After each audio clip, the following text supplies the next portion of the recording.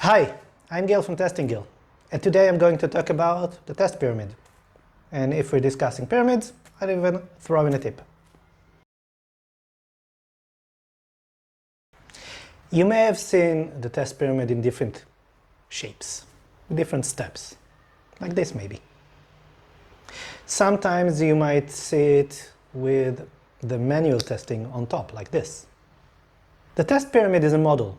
It models the number of kinds of tests that we should have.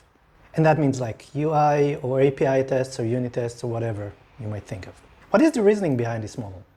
The number of tests in each step correlates to the cost of writing, debugging, maintaining these tests. Unit tests, for example, are short, they're easy to write, they're easy to debug, and therefore we probably want a lot of them. Take UI tests or end-to-end tests, this is not the case for that. So according to the model, we probably want more unit tests than UI tests. You can also have an upside-down pyramid. This is usually discussed as an anti-pattern, and funnily enough, a lot of organizations has this kind of model in the real life work. I mean, what's wrong with these people? Don't they know it's just part of a pyramid scheme? Ha ha! Or maybe the old pyramid scheme is not that cool anymore. There are a couple of reasons people go to the upside down. It could be the cost of developers. They should be writing code, not testing. Or maybe the pushback they get because they don't like to write tests.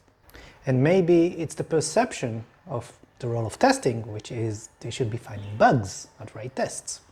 But it comes down to the purpose of testing. Confidence. We write tests to raise our confidence. For unit tests, we don't perceive passing tests as a valuable thing. But when we look at a passing end-to-end tests, it raises our confidence in the systems.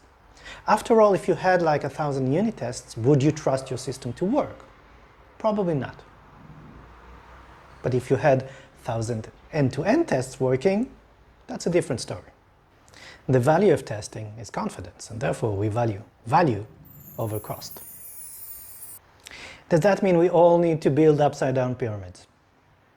Maybe the old model has some life in it, maybe it doesn't. But that's not really the real question, is it? The real question is, which model is right for you? Maybe you write a simple CRUD application with no logic, so unit tests don't make sense in this context. I mean, you can write unit tests, but maybe tests that call mocked calls to the database, but these tests will probably always pass. Therefore, they don't give you enough confidence. There's not much value in those. On the other hand, if you have complex algorithms and workflows and you're spinning all kinds of things in a very complex system, maybe small tests like unit tests can help you test that logic, and in addition you'll have other kind of tests that give you the confidence that the system works the way you want to.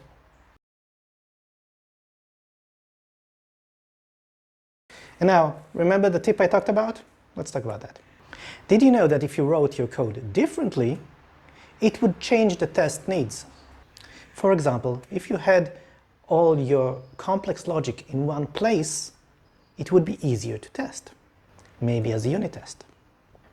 However, if it's spread around, you'd probably need a larger test or a bigger test to run and thread the needle through all these stops in order to build the confidence that you want. Your code impacts your test. That's the magic of testability. And you can play with that to build a tests that are easier to write and maintain. The model, pyramid or anything, should fit your requirements, your context. You don't have to live by another model. The model needs to serve you. If it doesn't, go find another model or build your own. Are your tests effective? Do they bring you the confidence that you need from your applications? If they are, great. If not, build the ones that you do need. That's the important part, even if your model is shaped like an amoeba. That's it for today. Thank you for watching. If you like this video, like, subscribe, comments here. Tell us what you think, and watch some videos around this channel as well. Now, have a good day. Bye-bye.